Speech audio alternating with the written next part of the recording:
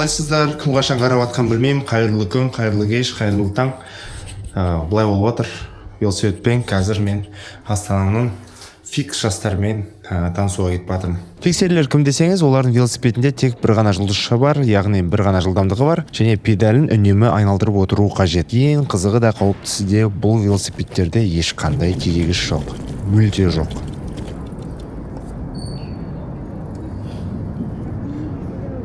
Сәлем. Ой, сәлем. Қалайсыздар? Нормально? Мен атым Бек. Бұл жерде фиксерлердің прежний админы. Әкімшілік. Опа. Сіздің есіміңіз? Менің атым Нова. Мені бәрі Нова деп біледі.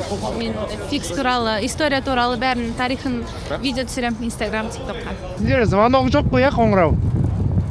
Әдейі ма ол? Ат деген жоқ па? Минимализм. Просто қас дейсің болды. Окей. Если бұған үйренбей қалсаң, казакқа кіресің да, тоқтай алмай. Ал негізі былай жақсы андай концентрация болып жүресің да былай.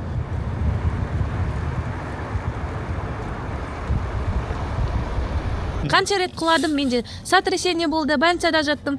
Нормальный состояние. Сотрясение болды? Иә. Қалай болды? Қаншатырдың жолының бойында жүріп баратқан ғой скоростьпен, менде еще шлем болмаған. Тұранмен?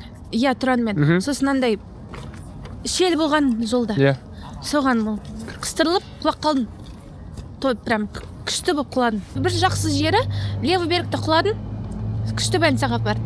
Егер правый берікті құласа, мен жаман больницаға апаратын.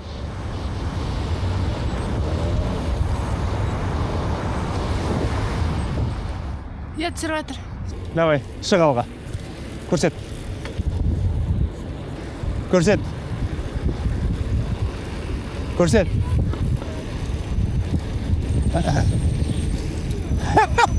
Мен көріп жүрген фиксерлер, жалпы интернетте болсын, шлем кие қоймайды. То есть барлық жағынан минимализм да. Велосипедте де жоқ, басында да жоқ тіпті.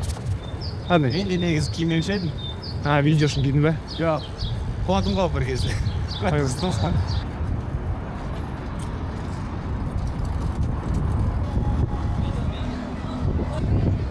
Ига чатқан оны түрін? Видео ма? Я видео. О, давай. Я давай встать. Давай, стань. Сендер, жерге. Санды. Во, көрдіңдер ма анақ? Во.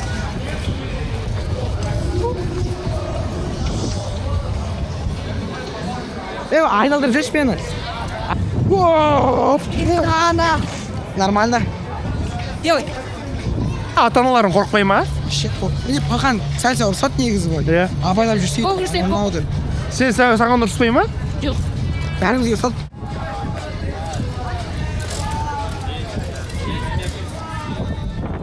Мен 7-ші класста велоспортқа барған болатым осы велотрек Сарыарқаға. Вот сол кезде бірінші рет фиксқа трекке отырып көрдім.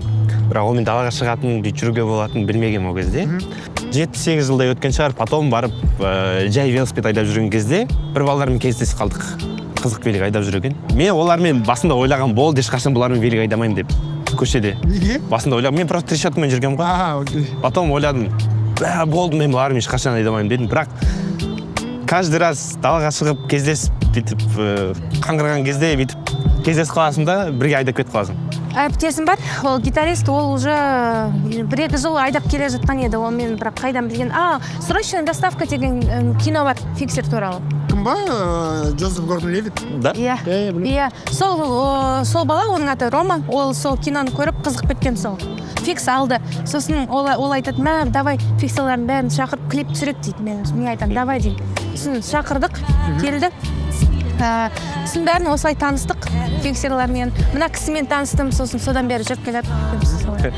Керен деген гонка бар. Ол 1949 жылы Жапонияда кризис болды ғой. Соғыстан кейін кризис болды. Сосын андай, экономикасын көтерек Японияның, давайте андай гонка ойлап табайық дейді да. Гонщиктар бар ғой, олардың ақшасы аз ғой. Былай да, кедей анау-мынау. Сосын олар осы великта курьер болып кетті сыртта. Сосын олар ақштар көріп, далада не жүріп жатыр деп та қызық кетті. Сосын ақшта 1990 жылдарда уже басталды. Курьерлер де шыға бастады. Даладағы фикстен бастап Жапонияның тарихына дейін, екінші дүниежүзілік соғыстан кейінгі экономикасын құлдырауына дейін тоқталып кеттік. Иә, вау, супер. Рахмет.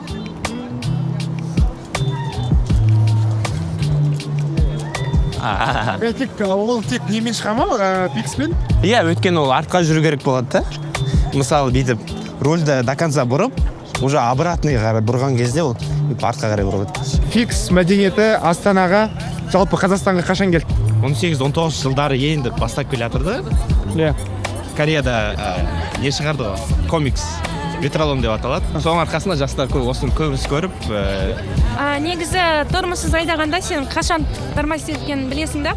Өйткені көп контроль осы береді. Тормозды алып тастағаннан кейін уже ұқты ретінде нормально айдайтын болдым. Аружан Менбек мені осы Астанадағы фикс суп мәдениетімен таныстырып жатыр, қызық екен бұл жерде. Бана естіп тұрсыздар, көбіне ол протест сияқты дейді. Қызық, қазір мына жерде қараңыз қаншама адам.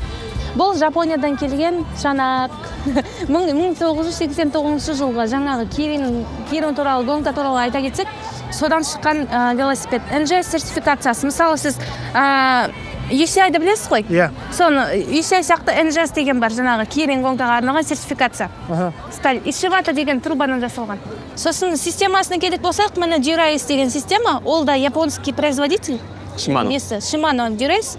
Бұл да NGS сертификациясы. Олимпийский чемпиондарға арналған звезда ғой. Мен контактыда айдаймын. Это Shimano M540. Бір рет табаныңызды көрсетіңізші. Иә, міне. Қараңыз. Велосамбо дейді бұны. Табаның талмасын енді, Аружан, не деймін? Тфай дейік бәк, не істейміз? Седлоны айта кетсек, бұл Брукс.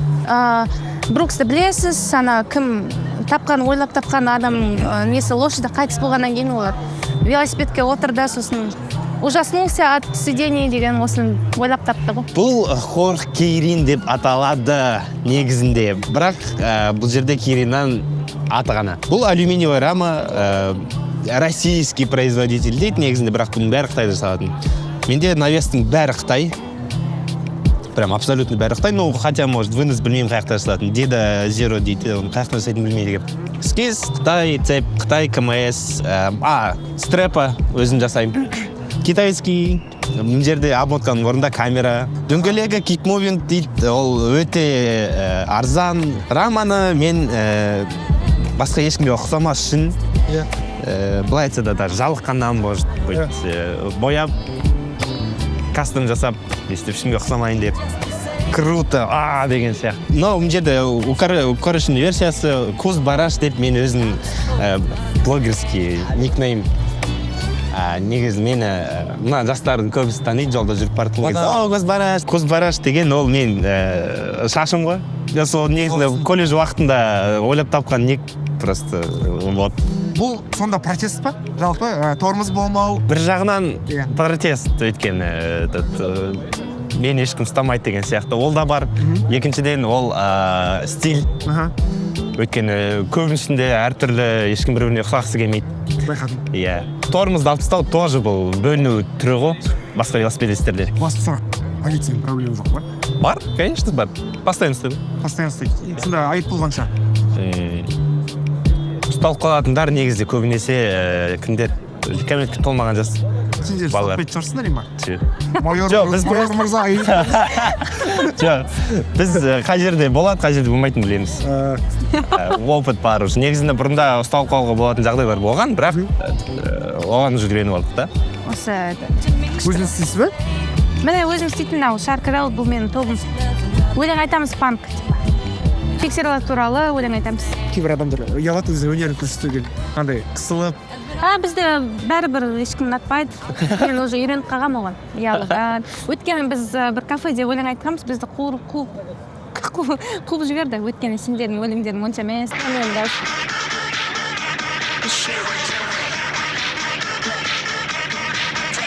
Нақты осы өлең негізі ол жаңағы не тревожься, все будет хорошо, алайф деген да, өмір сүр деген өлең да.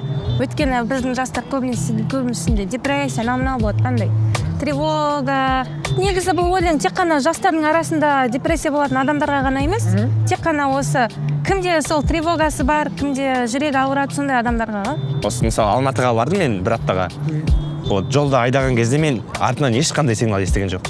Өйткені олардың бәрі жолды түсінеді, жолдағы ситуацияларға қарайды, аңқайып отырмайды. Мына жерде ұйықтап отырады, мне кажется, бәрі бар ғой.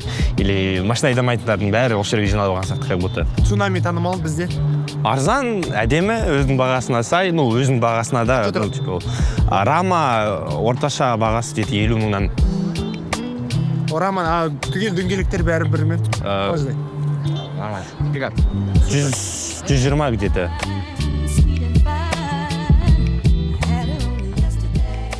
Қазір бір заезд болады мына жерде.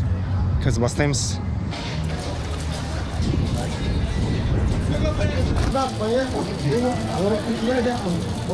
Кеттік па? Кеттік. Сіздің есіміңіз кім болады аға? Қасым Жомарт деген. Жомарт. Не деген самооценка? Жоқ, Жомарт атым шыстап. Все, болды, түсіндім.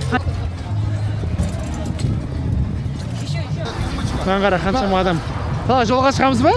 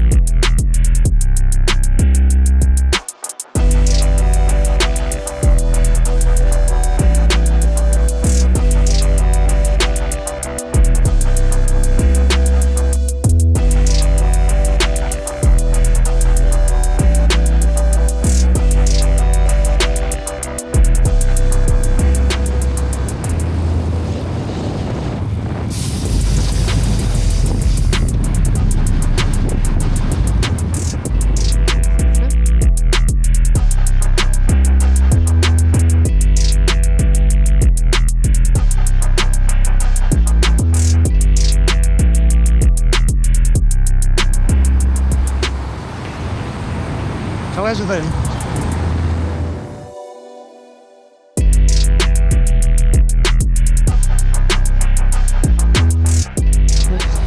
Кет, жеге.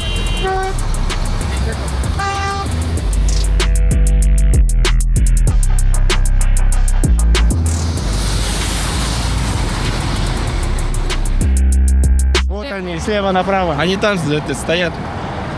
давай. Ладно, поедем или... Қазір мешіттің жолы бар, короче. Соның алдынан өтеміз да, Мәңгілгелге. Все.